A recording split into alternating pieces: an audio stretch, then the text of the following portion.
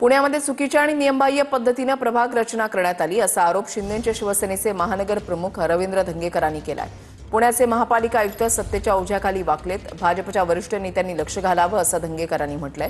त्यामुळे आता पुण्यामध्ये शिंदेची शिवसेना आणि भाजपमध्ये काही आलबेल नसल्याचं चित्र आहे।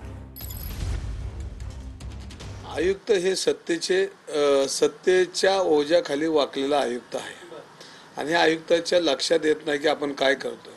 आपण ज्यावेळेला ह्या सगळ्या खुर्चीवर 2 वर्षांनी 4 वर्षांनी जाईल, पण त्यावेळेला तपस्या त्यांना स्वतःलाच त्यांच्या बुद्धीला वाटून की आपण चुकीचं काम करतो। पण इतकं ओझ्याखाली वाकलेत हे सगळे अधिकारी की जेणेकरून त्यांना निवडणुका हायजॅक करून अशा पद्धतीने निवडणुका कोण टाकताय हे आता आपल्याला माहिती सत्तेतली लोक आता आहेत आणि ज्या लोकांनी केले तुम्हीच बातम्या छापलेल्या आहेत। 3चा वाढ झाला, 4चा झाला, 5चा। आमचं म्हणणं काय ना, आमचं एकच म्हणणं की तुम्ही सीमारेषा असू द्या, नियमाने काय जे व्हायचे ते 19-20 होऊ शकतं, पण एकदम सगळंच